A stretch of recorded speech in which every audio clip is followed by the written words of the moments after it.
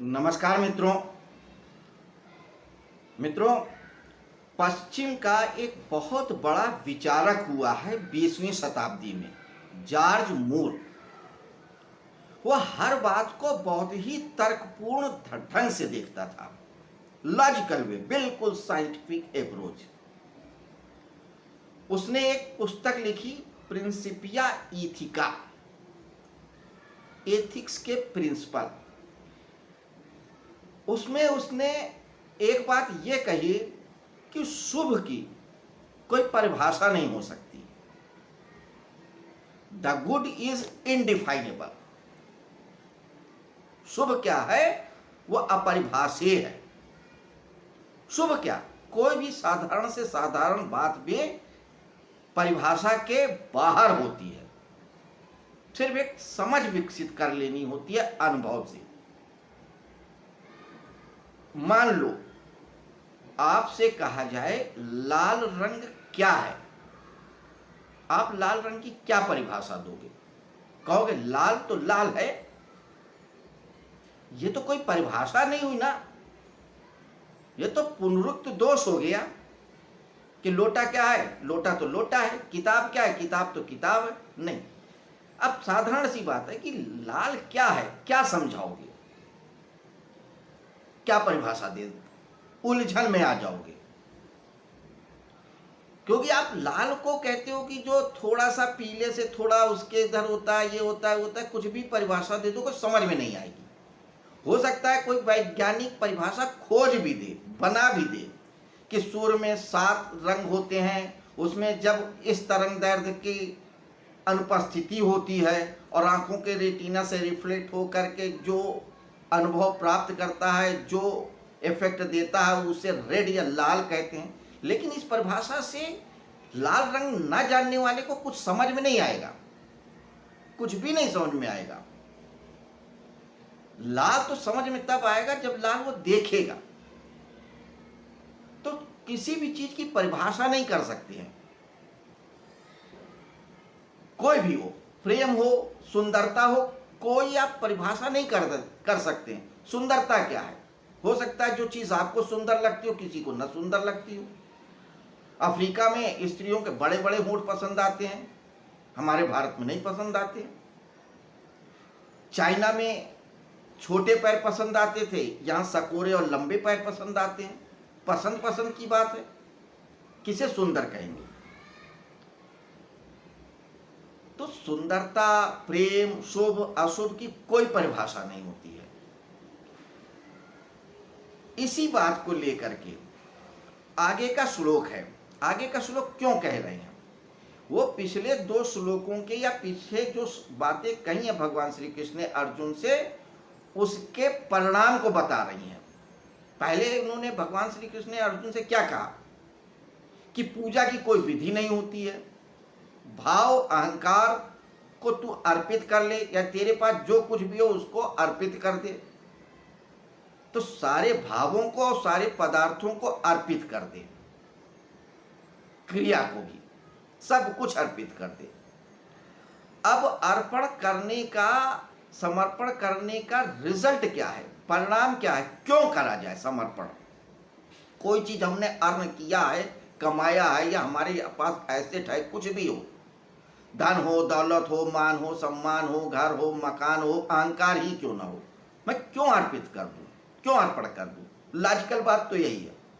उसी लॉजिक का उत्तर दे रहे हैं भगवान श्री कृष्ण अगले श्लोक में, यानी 28वें श्लोक पे, जिस पे हम चर्चा करेंगे आज। 28वां श्लोक यानी कि ज्ञान राज विद्या राजगुही नामक 9वां अध्याय। तो 28वां श्लोक क्या कहता है, आइए श्लोक को देखते हैं। श्लोक कहता है, शुभाशुभ फलैरेवं मोक्ष से कर्म बंधने संन्यास योग युक्त आत्मा विमुक्तो माम उपास्यसि। हिंदी में अर्थ समझिए। इस प्रकार मुझको अर्पण करने से, इस प्रकार मतलब सारी क्रियाओं को, सारे पदार्थों को भाव सहित अर्पण कर देने से, कुछ भी नहीं बचाना है, जरा सा भी अपने आप को कहीं से शेष रखना ही नहीं है। जब आप सब कुछ मुझको अर्पण कर दोगे भाव सहित, इस प्रकार यानी भाव सहित। तो कर्म बंधन से यानी कि शुभ और अशुभ दोनों से मुक्त हो जाओगे। कर्म ही बांधते हैं, कर्म ही हमको बांधते हैं, क्योंकि हम जो कर्म करते हैं उसी से अहंकार होता है, अहंकार ही हमको बांधता है।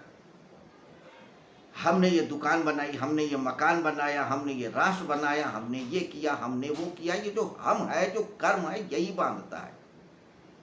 ये अच्छा किया, ये बुरा किया, ये भला किया, इसको ये किया, उसको वो किया, ये कर्म ही बांधता है। तो ये कर्म ही बंधन है। और कर्म क्यों बांधता है? क्योंकि हमने इसको दो भागों में बांटा, शुभ और अशुभ, अच्छा और बुरा। तो यह अच्छा बुरा शुभ अशुभ तो एक समाज को चलाने के लिए एक रखा गया है, एक व्यवस्था की गई है कि आप शुभ करोगे तो आपको कुछ थोड़ा सुविधा हो जाएगी जीवन में, समाज में एक सुचारू रूप से चलेगा। लेकिन शुभ अशुभ से सत्य का कोई नाता नहीं है, क्योंकि क्या शुभ है और क्या अशुभ है ये देश काल और परिस्थिति के ऊपर निर्भर करता है।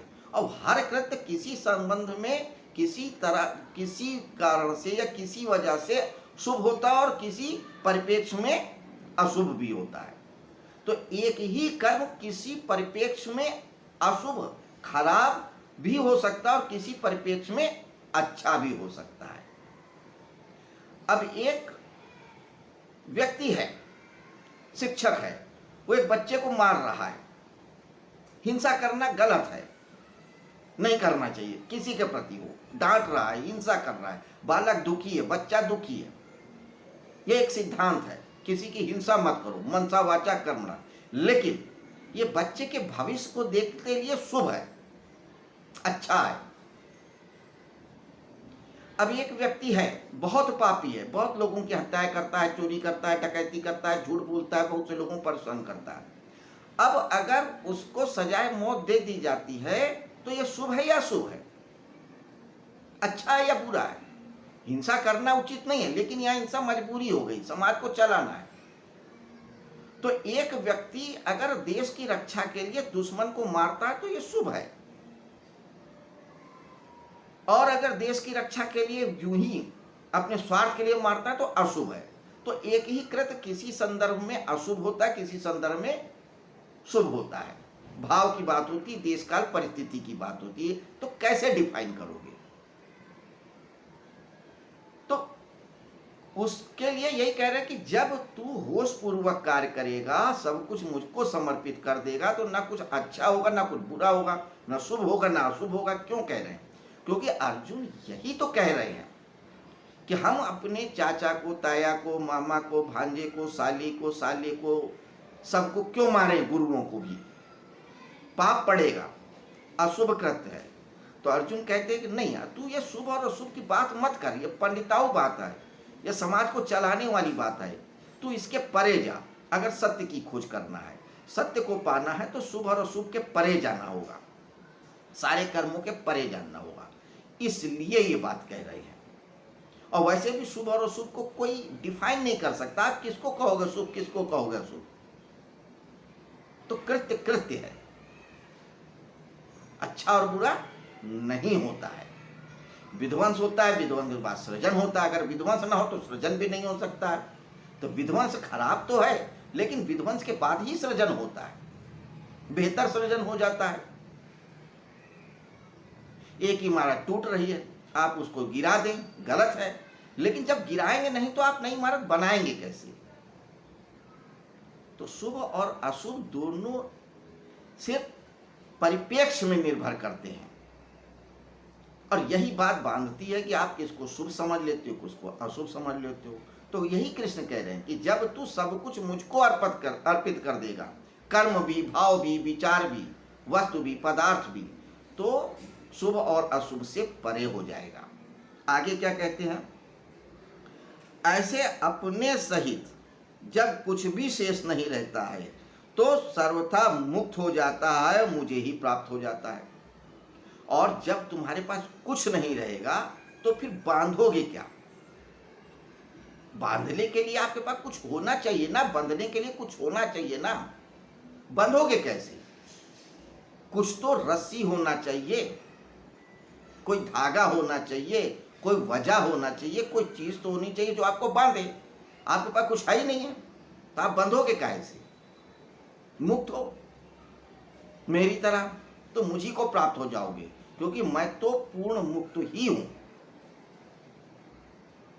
तो शुभ और अशुभ कुछ भी नहीं होता, ये सब परिपेक्ष में होते हैं। और शुभ और अशुभ की अवधारणा ही हमको बांधती है, कर्म ही हमको बांधते हैं, विचार ही बांधते हैं, वो वस्तुएं बांधती हैं। तो एक्चुअली वस्तुएं भी नहीं बांधती हैं, ये भाव भी बांधता है कि ये मेरा है, ये मैंने किया है। तो जो मैंने का भाव है उसको भी तू अर्पित कर दे, तो मुक्त तू है ये।